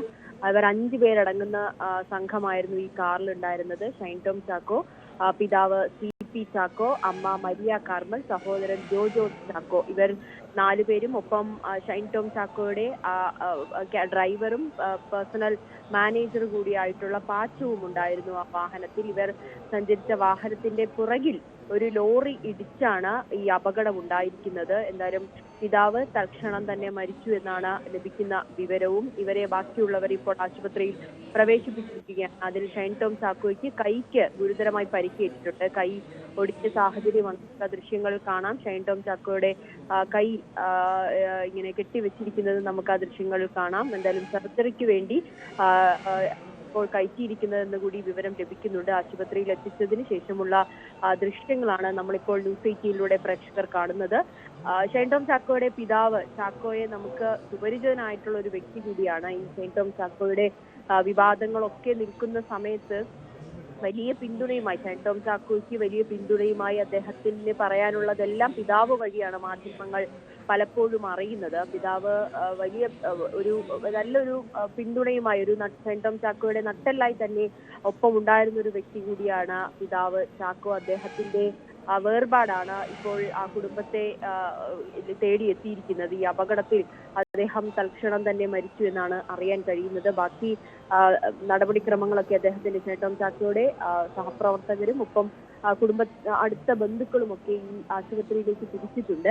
അതിനുശേഷമായിരിക്കും കൂടുതൽ നടപടിക്രമങ്ങൾ, ഈ മൃതദേഹം തൃശ്ശൂരിലെ വീട്ടിലെത്തിക്കുന്നതടക്കമുള്ള കാര്യങ്ങളിലൊക്കെ അതിനുശേഷമായിരിക്കും തീരുമാനമുണ്ടാകുക. എന്തായാലും ഷൈൻ ടോം ചാക്കോയുടെ പിതാവ് മരിച്ചിരിക്കുന്നു എന്ന അതീവ ദുഃഖകരമായിട്ടുള്ള ഞെട്ടിപ്പിക്കുന്ന ഒരു വിവരമാണ് ലഭിക്കുന്നത്. ഇപ്പോൾ ദൃശ്യങ്ങളിൽ കാണുന്നത് ഷൈൻ ടോം ചാക്കോയെ ആശുപത്രിയിൽ പ്രവേശിപ്പിച്ചതിന് ശേഷം ഡോക്ടർമാർ ചികിത്സ അദ്ദേഹത്തിനോട് കാര്യവിവരങ്ങളൊക്കെ അന്വേഷിച്ച് അദ്ദേഹത്തിന്റെ കൈക്കാണ് ഒടിവ് സംഭവിച്ചിരിക്കുന്നത്. അതിനു വേണ്ടിയിട്ടുള്ള ചികിത്സ നൽകുന്ന ഒരു ദൃശ്യങ്ങളാണ് നമ്മൾ ഇപ്പോൾ കാണുന്നത്. സേലത്തെ ധർമ്മപുരി മെഡിക്കൽ കോളേജിലെ ദൃശ്യങ്ങളാണ് ഇപ്പോൾ പ്രേക്ഷകർ ന്യൂസ് 18 കാണുന്നത്. എന്തായാലും വളരെ ദുഃഖകരമായിട്ടുള്ള സംഭവം തന്നെയാണ് ആ കുടുംബത്തെ തേടിയെത്തിയത്. വാഹനാപകടത്തിൽ ഷൈൻ ടോം ചാക്കോയുടെ പിതാവ് മരിച്ചിരിക്കുകയാണ്. ബാംഗ്ലൂരിൽ അദ്ദേഹം ഷൈൻ ടോം ചാക്കോയ്ക്ക് ഡി അഡിക്ഷൻ സെന്ററിലെ ചികിത്സ നടന്നുകൊണ്ടിരിക്കുകയാണ്. അതിന്റെ 2ാം ഘട്ട ചികിത്സയ്ക്ക് വേണ്ടിയിട്ടാണ് ഇന്നലെ രാത്രി ഏറെ വൈകിയാണ് തൃശ്ശൂരിൽ നിന്നും അവർ ബാംഗ്ലൂരിലേക്ക് പുറപ്പെട്ടത്. വഴിയരികിൽ പുലർച്ചെയാണ് ഈ സേലം ഭാഗത്ത് വെച്ച് ഇങ്ങനെയൊരു സംഭവം ഉണ്ടായിരിക്കുന്നത്. അവരെ ഉടനെ തന്നെ ധർമ്മപുരി മെഡിക്കൽ കോളേജിലേക്ക് കൊണ്ടുപോയിട്ടുണ്ട്. അച്ഛന്റെ മൃതദേഹം അവിടെ മോർച്ചറിയിൽ സൂക്ഷിച്ചിരിക്കുകയാണ്. ആര്യ, എന്തായാലും ഈ ദൃശ്യങ്ങളിൽ ഇപ്പോൾ കാണാം. നമുക്ക് ഈ ധർമ്മപുരി ആശുപത്രിയിൽ ഷൈൻ ടോം ചാക്കോയെ പ്രവേശിപ്പിച്ചതിനു ശേഷം ഡോക്ടർമാർ അദ്ദേഹത്തിന് ചികിത്സ നൽകുന്ന ദൃശ്യങ്ങളാണ് ഇപ്പോൾ ന്യൂസ് 18 പ്രേക്ഷകർ കാണുന്നത്. അമ്മയും സഹോദരനും അവിടെ തന്നെയുണ്ട്. ഇവരെയും ആ ആശുപത്രിയിൽ തന്നെയാണ് പ്രവേശിപ്പിച്ചിരിക്കുന്നത്. അവർക്ക് നിസ്സാര പരിക്കുകളെ ഉള്ളൂ എന്നാണ് അറിയാനും കഴിയുന്നത്. പിതാവാണ് മരിച്ചിരിക്കുന്നത്. ആര്യ, അതീവ ദുഃഖകരമായ വാർത്തയാണ് അല്പസമയം മുമ്പ് നമ്മളെ തേടിയെത്തിയത്. സേലത്ത് വെച്ച് നടൻ ഷൈൻ ടോം ചാക്കോയും കുടുംബവും സഞ്ചരിച്ച വാഹനമാണ് അപകടത്തിൽപ്പെട്ടത്. അപകടത്തിൽ തൽക്ഷണം ഷൈനിൻ്റെ പിതാവ് PP ചാക്കോ മരണപ്പെടുകയായിരുന്നു. മറ്റുള്ളവർ പരിക്കുകളോടെ രക്ഷപ്പെട്ടു. ഷൈൻ ടോം ചാക്കോയെ ഇപ്പോൾ നമുക്ക് ദൃശ്യങ്ങളിൽ കാണാം. ധർമ്മപുരി മെഡിക്കൽ കോളേജിൽ അദ്ദേഹത്തെ പ്രവേശിപ്പിച്ചിരിക്കുകയാണ്. ഷൈനും അമ്മയ്ക്കും പരിക്കുകളുണ്ട്. ഷൈന് കൈക്കാണ് പരിക്കേറ്റത്. അവരുടെ ഒന്നും പരിക്ക് അത്രത്തോളം ഗുരുതരമല്ല എന്നതാണ് വളരെ ആശ്വാസകരം. ബംഗളൂരുവിലേക്ക് ഷൈനിൻ്റെ ഡി അഡിക്ഷൻ സെൻറ്ററിലേക്ക് അതുമായി ബന്ധപ്പെട്ട ചികിത്സയുമായി ബന്ധപ്പെട്ട് പോകുന്ന വഴിയാണ് ഇന്ന് പുലർച്ചെ ഈ അപകടം സംഭവിച്ചത്. ഷൈൻ ടോം ചാക്കോയും പിതാവ് PP ചാക്കോയും അമ്മയും ഷൈൻ്റെ സഹോദരനും ഷൈനിൻ്റെ പേഴ്സണൽ മാനേജറായ പാച്ചു എന്നൊരു വ്യക്തിയുമായിരുന്നു ഈ വാഹനത്തിലുണ്ടായിരുന്നത്. ഈ വാഹനത്തിലേക്ക് ലോറി ഇടിക്കുകയായിരുന്നു എന്നതാണ് പ്രാഥമികമായി ഇപ്പോൾ നമുക്ക് ലഭ്യമാകുന്ന വിവരം. എന്തായാലും മറ്റെല്ലാവരും പരിക്കുകളോടെ രക്ഷപ്പെട്ടു. പക്ഷേ ഈ അപകടത്തിൽ തൽക്ഷണം ഷൈനിൻ്റെ പിതാവ് മരണപ്പെടുകയായിരുന്നു. പ്രേക്ഷകർക്കെല്ലാം ഷൈനെ പോലെ തന്നെ സുപരിചിതനാണ് ഷൈനിൻ്റെ പിതാവും എന്നതാണ് എടുത്തു പറയേണ്ട കാര്യം. ഒരുപാട് വിവാദങ്ങളിലൂടെ കടന്നുപോയിട്ടുള്ള ഒരു താരം കൂടിയാണ് ഷൈന് എന്ന് നമുക്കറിയാം. ആ വിവാദ പ്രതിസന്ധി ഘട്ടങ്ങളിലെല്ലാം ഷൈനൊപ്പം താങ്ങും തണലുമായി വീടിനുള്ളിൽ മാത്രമല്ല പുറത്തേക്കിറങ്ങി അദ്ദേഹം എപ്പോഴും ഒപ്പമുണ്ടായിരുന്നു എന്നുള്ളതാണ്. ഈ നിയമപരമായിട്ടുള്ള നടപടിക്രമങ്ങളുടെ ഭാഗമായി പോലീസ് സ്റ്റേഷനിലേക്ക് എത്തുമ്പോഴായിക്കോട്ടെ, സംഘടനാ തലത്തിലെ ചർച്ചകൾ നടക്കുമ്പോൾ, അമ്മ ഓഫീസിലേക്ക് ഒക്കെ ആയിക്കോട്ടെ, ഷൈന് എത്തുമ്പോൾ എപ്പോഴും ഷൈനൊപ്പം തണലായി, കരുത്തായി, നട്ടെല്ലായി ഷൈനിൻ്റെ പിതാവ് PP ചാക്കോയും ഉണ്ടായിരുന്നു, അമ്മയും ഉണ്ടായിരുന്നു. അത്തരത്തിൽ ഷൈനിൻ്റെ വലിയൊരു ബലമാണ് നഷ്ടമായിരിക്കുന്നത്. കുടുംബത്തിന് താങ്ങാൻ കഴിയാത്ത ഒരു നഷ്ടമാകും ഉറപ്പായും അത്. എന്തായാലും ഷൈന് അത്രത്തോളം ഗുരുതരമായ പരിക്ക് ഏറ്റിട്ടില്ല എന്നത് വളരെ ആശ്വാസകരമാണ്. നവമി ദിനേശ് തുടരുന്നുണ്ട്. നവമി, ഈ അപകടവുമായി ബന്ധപ്പെട്ടിട്ട് മറ്റെന്തൊക്കെ വിവരങ്ങൾ നമുക്ക് ലഭ്യമാകുന്നുണ്ട്? ഈ സഹപ്രവർത്തകരും അടുത്ത ബന്ധുക്കളും ഒക്കെ അവിടെ എത്തിയിട്ടുണ്ടോ ഇതിനോടകം? ആര്യ, അവരൊക്കെ ഇവിടെ നിന്ന് പുറപ്പെട്ടിട്ടുണ്ട്. ഇന്ന് ഒരു 7 മണിയോടുകൂടിയാണ് ഈ വിവരം സഹപ്രവർത്തകരും ബന്ധുക്കളും ഒക്കെ അറിയുന്നത്. പുലർച്ചെയാണ് ഈ അപകടം ഉണ്ടായെങ്കിൽ പോലും പിന്നീടാണ് വീട്ടിലേക്ക് ഈ വിവരം അറിയുന്നതും സഹപ്രവർത്തകരും അപ്പോഴൊക്കെയാണ് അറിഞ്ഞത്. എന്തായാലും ഇവരെല്ലാവരും സ്ഥലത്തേക്ക് പുറപ്പെട്ടിട്ടുണ്ട്. ഈ ആശുപത്രിയിലേക്ക് പുറപ്പെട്ടിട്ടുണ്ട്. അവിടെ എത്തിയതിനു ശേഷമായിരിക്കും മറ്റ് നടപടിക്രമങ്ങൾ അടക്കം ഉണ്ടാകുക. എന്തായാലും മൃതദേഹം നാട്ടിൽ തൃശ്ശൂരിലെ വീട്ടിലെത്തിക്കുന്നതുമായി ബന്ധപ്പെട്ട കാര്യങ്ങളിലെല്ലാം അവിടെ ചെന്നതിന് ശേഷമായിരിക്കും ഒരു തീരുമാനം ഉണ്ടാകുക. ഈ കാറിലുണ്ടായിരുന്നവർ ഈ കുടുംബം തന്നെയാണ്. ഷൈൻ ടോം ചാക്കോ, പിതാവ്, അമ്മ, സഹോദരൻ, ഒപ്പം ഷൈൻ ടോം ചാക്കോയുടെ ഡ്രൈവറും പേഴ്സണൽ മാനേജറുമായിട്ടുള്ള പാച്ചുവും വാഹനത്തിലുണ്ടായിരുന്നു. ഇവരെല്ലാം ഈ ആശുപത്രിയിൽ തന്നെയാണ്. മറ്റുള്ളവർക്ക് പരിക്കുകളെ ഉള്ളൂ. പക്ഷെ അച്ഛനാണ് മരണപ്പെട്ടിരിക്കുന്നത്. ഇനി ബന്ധുക്കളൊക്കെ അവിടെ എത്തിയതിനു ശേഷം മറ്റ് നടപടിക്രമങ്ങളൊക്കെ ഉണ്ടാകുക എന്നാണ് നമുക്ക് അറിയാൻ സാധിക്കുന്നത്. ഷൈൻ ചാക്കോയുടെ സഹപ്രവർത്തകരെയും അല്ലെങ്കിൽ ആ കുടുംബവുമായി അടുത്ത് നിൽക്കുന്നവരൊക്കെ നമ്മൾ ബന്ധപ്പെടുമ്പോൾ അവരൊക്കെ അതീവ ദുഃഖത്തിലാണ്, ഞെട്ടലിലാണ്, സംസാരിക്കാൻ പോലും കഴിയാത്തൊരവസ്ഥയിലാണ്. കാരണം ഈ പിതാവുമായിട്ടൊക്കെ വലിയ രീതിയിൽ ബന്ധം പുലർത്തുന്ന ആളുകൾ കൂടിയാണ് ഷൈൻ ടോം ചാക്കോയുടെ സഹപ്രവർത്തകർ. കാരണം ഈ വിവാദങ്ങൾ കൊടുമ്പിരി കൊണ്ട് നിൽക്കുന്ന സമയത്ത് ഷൈൻ ടോം ചാക്കോയുടെ പേര് ഈ ഹോട്ടൽ മുറിയിൽ നിന്നും ഇറങ്ങി ഓടുന്നതും ആലപ്പുഴയിലെ ലഹരി കേസുകളിലും ഒപ്പം തന്നെ മറ്റ് ഈ VC അലോഷ്യസ് നൽകിയ പരാതിയിലും ഇതിലെല്ലാം ഷൈൻ ടോം ചാക്കോയുടെ ഒക്കെ പേര് ഉയർന്നു കേൾക്കുമ്പോഴാണ് ഏറ്റവും കൂടുതൽ തവണ ഷൈൻ ടോം ചാക്കോയ്ക്ക് വേണ്ടി സംസാരിക്കുന്നതിന് വേണ്ടി അദ്ദേഹത്തിന്റെ അച്ഛൻ ഈ ചാക്കോ മാധ്യമങ്ങൾക്ക് മുന്നിൽ വരികയും പിന്നീട് അദ്ദേഹം പോലീസ് സ്റ്റേഷനിൽ ഹാജരാകുമ്പോഴും അമ്മ ഓഫീസിലായിക്കോട്ടെ, പിന്നീട് പ്രൊഡ്യൂസേഴ്സ് അസോസിയേഷന്റെ ഓഫീസിലായിക്കോട്ടെ, ഇതെല്ലാം ഷൈൻ ടോം ചാക്കോ ഹാജരാകുമ്പോൾ അദ്ദേഹത്തിനോടൊപ്പം നെടും തൂണായി അദ്ദേഹത്തിന് എല്ലാവിധ പിന്തുണയുമായി പിതാവ് ഉണ്ടായിരുന്നു. ഏറ്റവും ഒടുവിൽ ഷൈൻ ടോം ചാക്കോയെ ഈ ലഹരി വിമുക്ത കേന്ദ്രത്തിലേക്ക് കൊണ്ടുപോകണമെന്ന് പോലീസിന്റെ നിർദ്ദേശം നൽകുമ്പോൾ പോലും അതിനൊരു എതിരഭിപ്രായം പറയാതെ തന്റെ മകനെ തിരിച്ച് ജീവിതത്തിലേക്ക് കൊണ്ടുവരുന്നതിന് വേണ്ടി ഏറ്റവും കൂടുതൽ പ്രയത്നിച്ച ഒരു വ്യക്തി കൂടിയാണ് പിതാവ് ചാക്കോ. അങ്ങനെ ഈ ആശുപത്രിയിലേക്ക് ഇപ്പോഴുള്ള യാത്ര, ഈ അപകടം സംഭവിച്ച യാത്ര പോലും അതിന്റെ ഭാഗമായിട്ട് നമുക്ക് ദൃശ്യങ്ങൾ കാണാം. ഇപ്പോൾ ഷൈൻ ടോം ചാക്കോയുടെ സഹോദരനാണ് ഇപ്പോൾ കാണുന്നത്. ഷൈൻ ടോം ചാക്കോയുടെ സഹോദരന് മറ്റു പരിക്കുകളൊന്നും തന്നെ ഇല്ല. അദ്ദേഹത്തിന് നമുക്കിപ്പോൾ ദൃശ്യങ്ങൾ കാണാം. ഷൈൻ ടോം ചാക്കോയുടെ ചികിത്സ നടത്തുന്നുണ്ട്. ഡോക്ടർമാര് ഷൈൻ ടോം ചാക്കോയുടെ കൈക്കേറ്റ പരിക്കിൽ ചികിത്സിക്കുന്നുണ്ട്. സഹോദരൻ ജോൺ ചാക്കോയായിരുന്നു ആ ദൃശ്യങ്ങളിൽ കണ്ടത്. അങ്ങനെ ഈ കുടുംബം ഒന്നടങ്കം തന്നെയാണ് ഷൈൻ ടോം ചാക്കോയ്ക്ക് ലഹരി വിരുദ്ധ കേന്ദ്രത്തിലേക്ക് കൊണ്ടുപോയപ്പോൾ പോലും ഒപ്പമുണ്ടായിരുന്നത്. ഓരോ തവണ കഴിഞ്ഞ പ്രാവശ്യം ഈ ചോദ്യം ചെയ്യലിനു വേണ്ടി കൊച്ചിയിലെ ഓഫീസിൽ ഹാജരാകുമ്പോൾ പോലും ഷൈൻ ടോം ചാക്കോ അഡിക്ഷൻ സെന്ററിൽ പോയതിനു ശേഷമായിരുന്നു വന്നത്.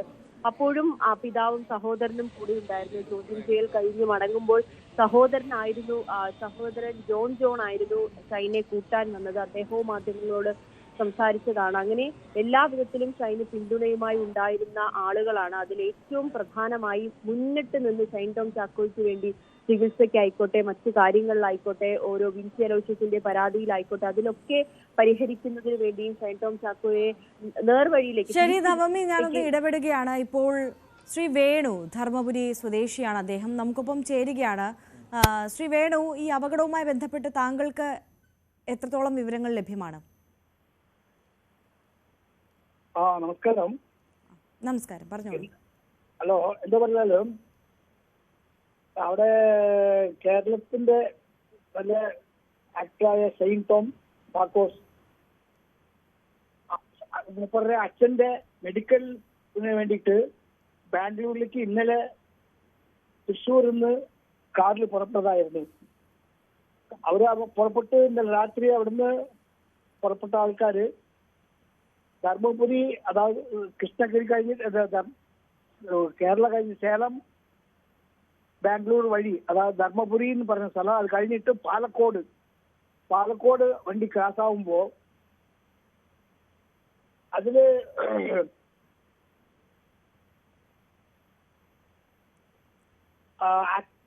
അത് നടൻ ചാക്കോസിന്റെ അച്ഛൻ ജാക്കോ, അമ്മ മരിയ, പിന്നെ അനീസ് പറഞ്ഞ ആൾക്കാർ ചേർന്ന ഒരു അഞ്ചാൾക്കാർ അതിലുണ്ടായിരുന്നു. ഇവർ അതിനെ നേരത്തെ പറഞ്ഞ പോലെ ധർമ്മപുരി അടുത്ത് പാലക്കോട് പാറയൂർ എന്ന സ്ഥലത്തില് ഇവര് പോയിക്കൊണ്ടിരുന്ന കാർ വന്നിട്ട് മുമ്പേ പോയിക്കൊണ്ടിരുന്ന ലോറിയിൽ ആക്സിഡന്റ് ആയി. അതിൽ ആ ആക്സിഡന്റില്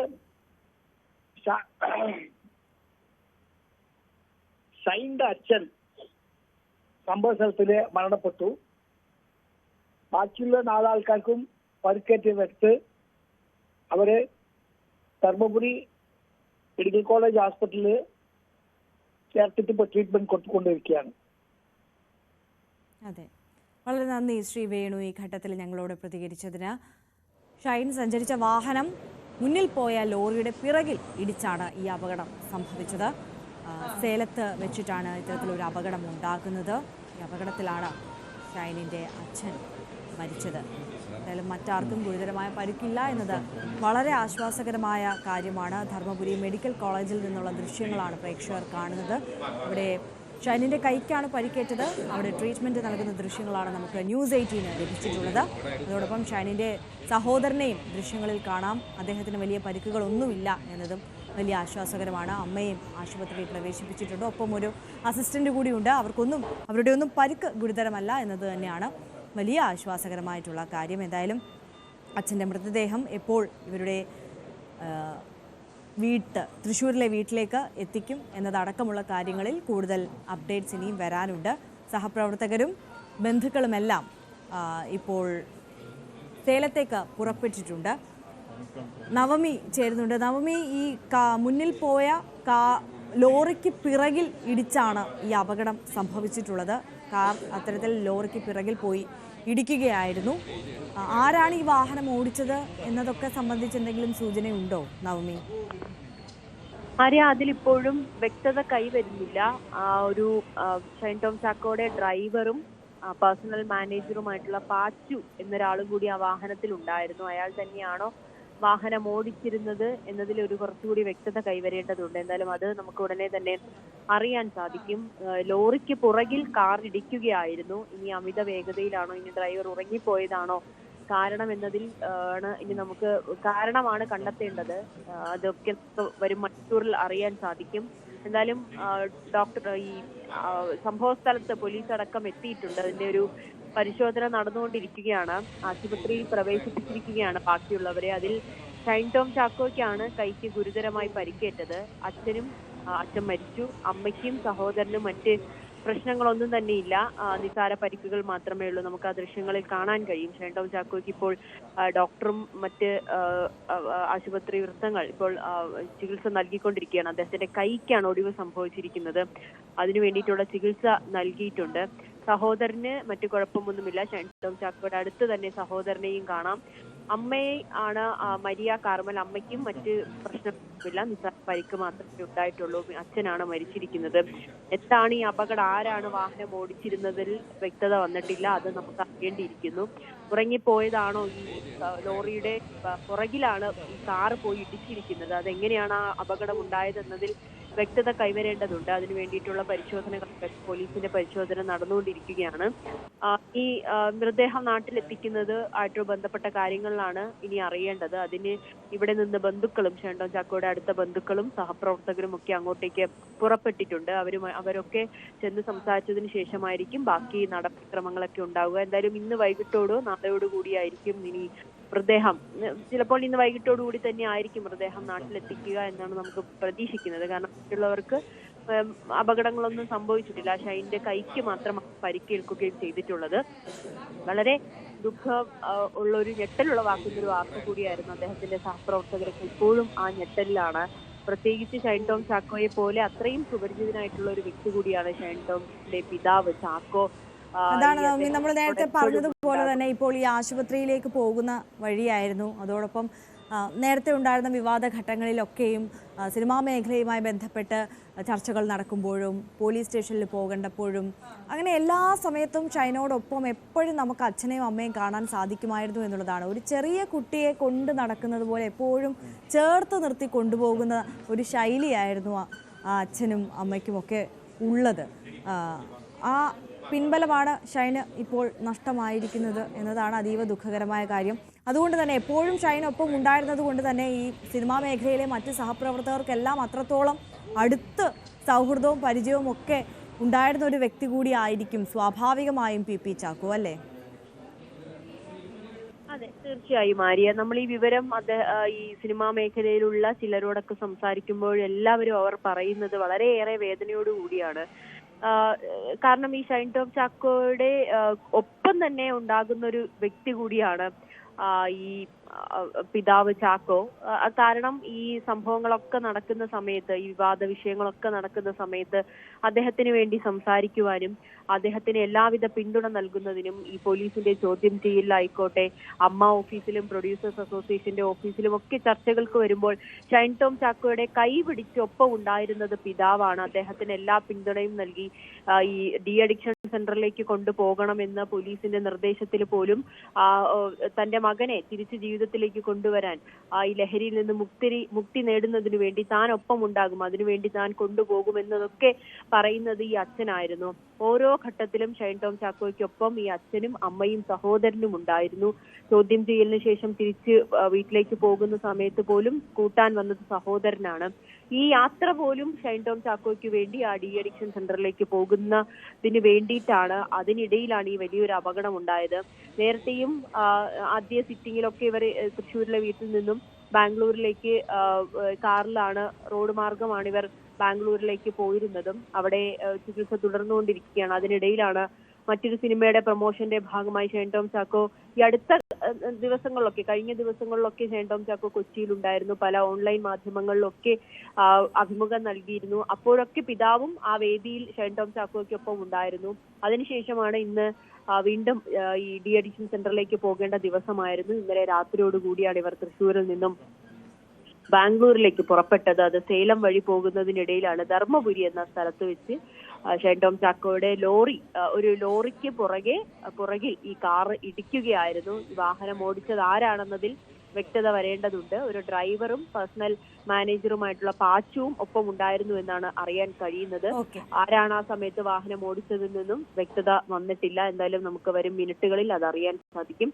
ഏറെ വേദനിപ്പിക്കുന്ന കാര്യം തന്നെയാണ്. അദ്ദേഹത്തിന്റെ സഹപ്രവർത്തകരും ബന്ധുക്കളും ഒക്കെ ആശുപത്രിയിലേക്ക് പുറപ്പെട്ടിട്ടുണ്ട്. അവരുടനെ തന്നെ അവിടെ എത്തും. അതിനുശേഷമായിരിക്കും മറ്റു നടപടികൾ. സേലത്തുണ്ടായ വാഹനാപകടത്തിലാണ് നടൻ ഷൈൻ ടോം ചാക്കോയുടെ പിതാവ് പി ചാക്കോ മരിച്ചത്.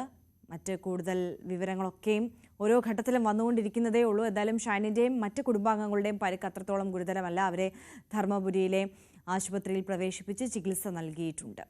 മടങ്ങിയെത്താം ഇടവേളയ്ക്ക് ശേഷം.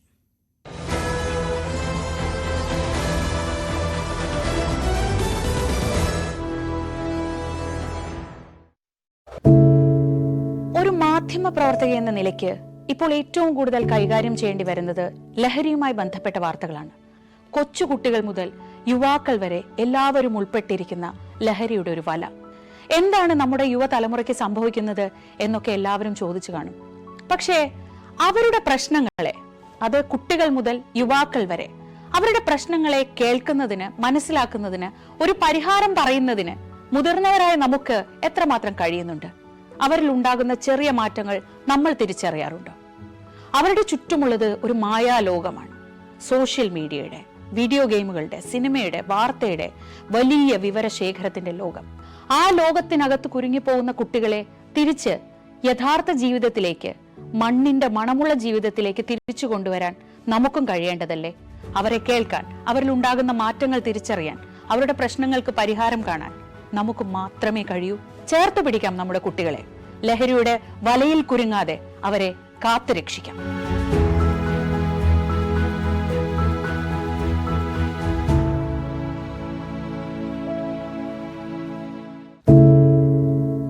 എന്തുപറ്റി നമ്മുടെ നാടിന് എന്ന് ചോദിച്ചു പോകുന്ന കാര്യങ്ങളാണ് ഇപ്പോൾ സംഭവിക്കുന്നത്. എന്തൊക്കെയാണ് നമ്മുടെ യുവതലമുറ തെരുവുകളിൽ കാട്ടിക്കൂട്ടുന്നത്? കൊല്ലാൻ പോലും മടികാട്ടാത്ത ഇവർ സ്വബോധത്താൽ ഇങ്ങനെയൊന്നും ചെയ്യില്ല. നാടിന്റെ അഭിമാനമായി വളരേണ്ട യുവത്വത്തെ ഇങ്ങനെ പോകാൻ അനുവദിച്ചുകൂടാ. നമ്മൾ ഓരോരുത്തരും മാതാപിതാക്കൾ കൂടിയാണ്. നേർവഴിക്ക് നടത്താൻ, തെറ്റുകൾ പറഞ്ഞു മനസ്സിലാക്കാൻ നമുക്ക് കഴിയണം. ഇപ്പോഴത്തെ അക്രമ സംഭവങ്ങളിൽ 99% ലഹരിയുടെ, പ്രത്യേകിച്ച് ഗുരുതരമായ ആരോഗ്യ പ്രശ്നങ്ങളിലേക്ക് കൊണ്ടുവന്നെത്തിക്കുന്ന ഡ്രഗ്സിന്റെ ഉപയോഗമുണ്ടെന്ന് മനസ്സിലാക്കിയിട്ടുണ്ട്. ഇത് നിസ്സാരമല്ല. കണ്ടില്ലെന്ന് നടിക്കാൻ ആർക്കുമാവില്ല. ജീവിതം ഒട്ടേറെ ബാക്കിയുണ്ടെന്ന് യുവതലമുറ മനസ്സിലാക്കണം. സ്നേഹിക്കാൻ, സർഗാത്മകത, ലഹരിയുടെ സഹായമില്ലാതെ വളർത്താൻ അവർക്ക് കഴിയണം. നിയമത്തിന്റെ ശക്തി അവരെ ബോധ്യപ്പെടുത്തണം.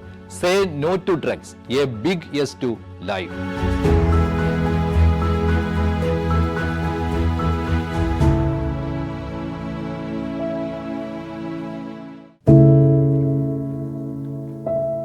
പെരുകുന്ന കുറ്റകൃത്യങ്ങളുടെ വാർത്തകൾ എല്ലാ ദിവസവും വായിച്ച് തളരുന്ന കാലമാണ് മാധ്യമപ്രവർത്തക എന്ന രീതിയിൽ ഇപ്പോൾ. അതിൽ മിക്കതിലും കാരണം ലഹരിയാണെന്നും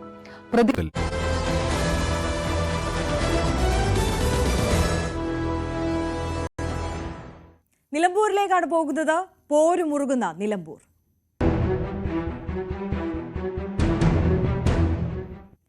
നിലമ്പൂരിൽ ചർച്ചാ വിഷയമായി പെരുന്നാൾ അവധി വിവാദം. സർക്കാർ തീരുമാനം മാറ്റിയത് നിലമ്പൂരിലെ വോട്ട് കണ്ടെന്ന് PMA സലാം. പ്രചാരണത്തിൽ വർഗീയ വിഷം കലക്കാനാണ് ശ്രമമെന്ന് LDF സ്ഥാനാർത്ഥി M സ്വരാജ് വിമർശിച്ചു. അവധി പ്രഖ്യാപിക്കുന്നതിൽ സർക്കാരിന് ഒരു വിമുഖതയുമില്ലെന്നും രാഷ്ട്രീയ മുതലെടുപ്പിന് ശ്രമം നടക്കുന്നതായും വിദ്യാഭ്യാസ മന്ത്രി V ശിവൻകുട്ടിയും പ്രതികരിച്ചു. വളരെ ആരോഗ്യകരമായ ജനാധിപത്യ സംവാദങ്ങൾ, വികസനത്തെക്കുറിച്ചുള്ള ചർച്ചകൾ, സർക്കാരിൻ്റെ നയപരിപാടികളും മറ്റും പരിശോധിക്കപ്പെടേണ്ട വേദി, ഇതൊക്കെയാണ് സത്യത്തിൽ തെരഞ്ഞെടുപ്പ്. എന്നാൽ ആദ്യം മുതൽ തന്നെ തെരഞ്ഞെടുപ്പ് പ്രചരണങ്ങളെ വഴിതെറ്റിക്കാൻ, അതിൽ വർഗീയ വിഷം കലർത്താനൊക്കെയുള്ള ആസൂത്രിതമായ നീക്കമാണ് ചില കോണുകളിൽ നിന്നുണ്ടാകുന്നത്. അതിൻ്റെ ഒരു കാരണം അവര് ആരോഗ്യകരമായ ഒരു ജനാധിപത്യ പോരാട്ടത്തിൽ അശക്തരായി എന്നുള്ളതാണ്. അപ്പോൾ ഇതെല്ലാം ശൂന്യതയിൽ നിന്നുണ്ടാക്കിക്കൊണ്ടുവരാൻ ശ്രമിക്കുന്ന വെറും ബഹളമാണ്. എന്നിട്ട് അതിൽ നമ്മളെ കൊണ്ട് പ്രതികരിപ്പിക്കാനാണ് ഉദ്ദേശിക്കുന്നത്. പാർട്ടി അതിൻ്റെ നിലപാടുകൾ പറഞ്ഞിട്ടുണ്ടല്ലോ. അത് പാർട്ടി വളരെ കൃത്യമായിട്ട് UDFും പാർട്ടിയും അതിൻ്റെ നിലപാടുകൾ അറിയിച്ചിട്ടുണ്ട്. പിന്നെ ഇതിപ്പോൾ ഒരു സ്ഥാനാർത്ഥി മാത്രം പറയേണ്ട കാര്യമില്ലല്ലോ. ഇത് കാര്യം കേരളത്തെ, രാജ്യത്തെ ആകമാനം ബാധിക്കുന്ന കാര്യമാണ്. അതുകൊണ്ട് അല്ലെങ്കിൽ ഒരു നിലമ്പൂരിനെ ബാധിക്കുന്ന മാത്രം പ്രശ്നമല്ല. വളരെ കൃത്യമായിട്ട് എൻ്റെ പാർട്ടി UDFും ഒക്കെ ആ കാര്യത്തിൽ പ്രതികരിച്ചു. പിണറായി വിജയൻ മുഖ്യമന്ത്രി പറഞ്ഞത് കുറേ വർഷങ്ങൾക്ക് മുമ്പ് പറഞ്ഞ കാര്യമൊന്നുമല്ലല്ലോ, ഇപ്പം സംസാരിച്ച കാര്യം തന്നെയല്ലേ. അപ്പം ഈ തെരഞ്ഞെടുപ്പിൽ വർത്തമാനകാലം കൃത്യമായിട്ട് ചർച്ച ചെയ്യപ്പെടും. 9 വർഷത്തെ ജനങ്ങൾ അനുഭവിക്കുന്ന ദുരിതം ചർച്ച ചെയ്യപ്പെടും. ഇന്നും ഇന്നലെയുമായി ഇടതുപക്ഷ ജനാധിപത്യ മുന്നണി പറഞ്ഞുകൊണ്ടിരിക്കുന്ന കാര്യങ്ങൾ ചർച്ച ചെയ്യപ്പെടും. സ്വാഭാവികമല്ലേ. CV അനുമോദ് കൂടുതൽ വിവരങ്ങളുമായി ചേരുകയാണ്. അനുമോദ്, വിവാദങ്ങൾക്ക് അവധിയില്ലാത്ത നിലമ്പൂരിൽ ഇന്ന് ബക്രീദ് അവധിയാണ് ചർച്ചാ വിഷയം അല്ലേ?